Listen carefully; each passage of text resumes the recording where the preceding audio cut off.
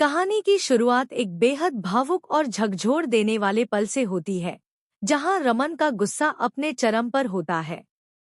सबके सामने वह इशिता को जोरदार थप्पड़ मार देता है और गुस्से में चीखते हुए कहता है कि वह उसकी बेटी पीहू और उसके परिवार से दूर रहे।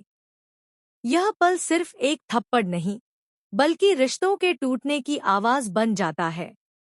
इशिता स्तब्ध रह जाती है।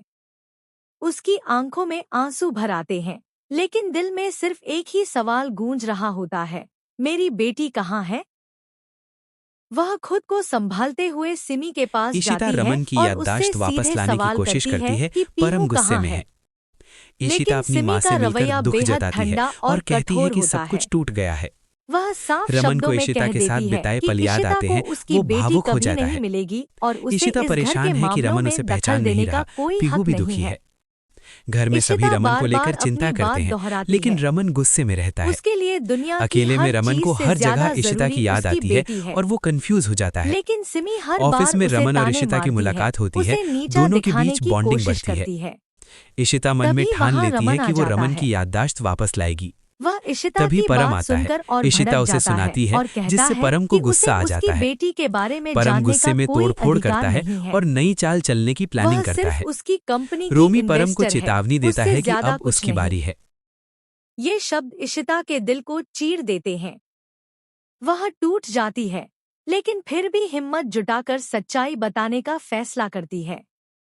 कांपती आवाज में वह कहती है कि वह सिर्फ इन्वेस्टर नहीं, बल्कि पीहू की माँ है और रमन की पत्नी भी। यह सुनते ही माहौल और भी भारी हो जाता है। रमन का गुस्सा और बढ़ जाता है। बिना कुछ सोचे समझे वह इशिता को थप्पड़ मार देता है। पूरा परिवार यह देखकर हैरान रह जाता है। किसी की हिम्मत नहीं होती कि कुछ बोल सके। इशिता रमन की याददाश्त आलिया वापस भी लाने की खामोश कोशिश रहती करती है, है, क्योंकि परम सिमी गुस्से में ने है। घर का माहौल इस तरह इशिता से अपनी माँ से कंट्रोल कर मिलकर लिया दुख है जताती कि है कोई और उसके कहती है खिलाफ कि सब नहीं कुछ जा टूट सकता। गया है। रमन को संतोषी इशिता भी के कुछ साथ नहीं बिताए पल कहती। याद आते हैं, वो भावुक रमन हो फिर जाता से है। इशिता को इशिता अपमानित करते परेशान है हुए कि रमन कहता उसे है पहचान कि वह नहीं रहा। सिर्फ एक पीहू भी दुखी इन्वेस्टर है। है और उसे घर में तुरंत घर सभी से रमन को निकल लेकर जाना चिंता चाहिए। करते हैं, लेकिन रमन गुस्से इशिता में के रहता लिए है। यह सब सहना अकेले में बहुत रमन को मुश्किल हर हो जगह जाता है। इशिता की याद आती है वह और वो कंफ्यूज अपमान, हो जाता है। दर्द और बेपसी से ऑफिस में भर रमन और जाती है। इशिता की मुलाकात होती है।